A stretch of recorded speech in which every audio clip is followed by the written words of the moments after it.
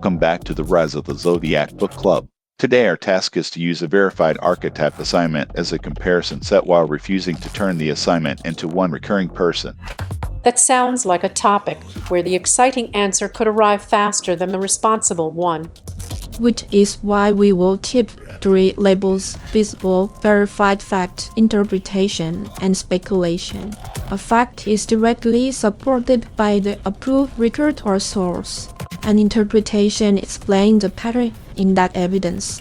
Speculation means a possibility the evidence is not settled. Our working question is, what does an archetype index establish, and what must the stories establish? We will stay inside the episode's approved spoiler ceiling. We will identify only the evidence needed for the lesson, avoid unapproved endings, and preserve every uncertainty that matters. Archetype index.csv records the Archivist of Ash with 14 stories. That is a verified statement, but it still leaves us with a choice about how much weight to put on it. I'm marking it as fact first. Any claim about meaning goes on a separate line, so confidence cannot leak from the record into the interpretation. Exactly 14 story index rows carry that archetype in one of the 2 assignment fields. That is a verified statement, but it still leaves us with a choice about how much weight to put on it. I'm marking it as fact first. Any claim about meaning goes on a separate line, so confidence cannot leak from the record into the interpretation. The indexed boundary labels are ROTC140ls8.txt and ROTC7ls3.txt. That is a verified statement, but it still leaves us with a choice about how much weight to put on it. I'm marking it as fact first. Any claim about meaning goes on a separate line, so confidence cannot leak from the record into the interpretation. Put those together, and we have a real evidence for not a complete theory. That distinction is generous to the listener. We are not asking anyone to pretend that an index row is a scene, or that one vivid phrase proves a whole cosmology. It is also generous to the Canon. We do not make a source say more than it says merely because a larger claim would be convenient. Let's name the shortcut directly. 14 assignments do not prove 14 appearances of one person. Why is that shortcut so tempting here?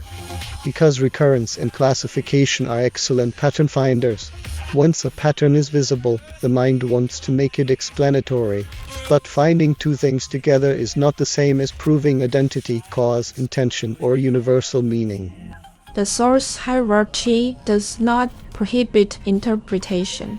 It asks us to disclose the step. If we move from the record contains this to this may suggest that the second statement must be presented as a reading. So the correction is not to become incurious. The correction is to make the bridge visible. And if the bridge is missing, then the claim remains open. We do not fill the gap with confidence. Here is a supported reading labeled as interpretation. The assignment offers a retrieval set for later close reading. It is supportable because it stays close to the documented evidence, but it is not promoted to canonical fact. And a reader can challenge it by returning to the same bounded evidence rather than having to accept our authority. Here is a supported reading labeled as interpretation. A recurring role can be compared without assuming a continuous biography. It is supportable because it stays close to the documented evidence, but it is not promoted to canonical fact. And a reader can challenge it by returning to the same bounded evidence rather than having to accept our authority. Notice that the 2 readings can coexist without becoming a master code. I would draw the board as evidence on the left, reading on the right, and a question in the middle. What exact feature supports this move? If we cannot answer, the reading needs revision. That gives disagreement somewhere productive to go. Instead of arguing about who feels right, we can ask which sentence, action, field, or boundary does the work. Now test the lesson against resistance. 14 assignments do not prove 14 appearances of one person. That resistance matters because a method that only confirms itself is not analysis. A useful reading must be able to say what would weaken it. In this case, the limit is clear. Whether every appearance expresses the role in prose remains open. So uncertainty is not a hole in the episode. It is part of the result. Exactly. We have advanced from an unbounded question to a supported lesson, while leaving the unresolved part in its proper place. We should also avoid creator intent claims. Story behavior and metadata can support observations about the work. They do not automatically tell us why Jeremy made a choice, what private method he used, or which interpretation he prefers. Let's make this reusable. What should a listener do the next time a pattern appears? First, identify the stable object, a file name passage, indexed assignment, date, or artifact record. Second, state only what that object directly establishes. Third, propose a reading with an interpretation label. Fourth, look for a resistant example. Fifth, preserve what remains unknown. And check the spoiler cost before bringing in more stories. This more evidence is not automatically better if it exceeds the approved scope. The strongest lesson uses enough evidence to be responsible, not every available detail. That keeps the conversation educational rather than encyclopedic. It also prevents metadata from swallowing prose. Indexes help us locate and compare. Stories remain the authority for what happens in the stories.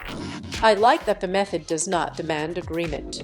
Two people can share the evidence floor and still weigh an interpretation differently, provided they do not relabel preference as fact. What changed between the beginning of this conversation and now?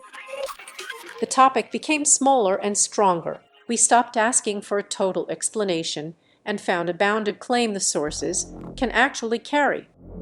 We also found the boundary case. That matters because the lesson now tells us where not to use it. And we preserve the unresolved proposition whether every appearance expresses the role in prose remains open. That is the season's larger discipline. Reading across a large canon does not mean making every recurrence identical. It means comparing carefully enough to notice both connection and difference. Verified fact, archetype index.csv records the Archivist of Ash with 14 stories. Supported interpretation. The assignment offers a retrieval set for later close reading.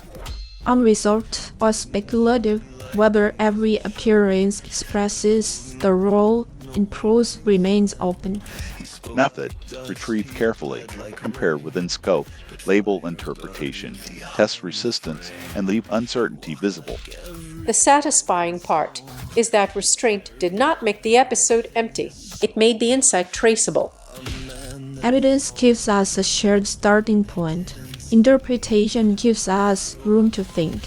Clear labels keep one from impersonating the other. And the open question is not discarded.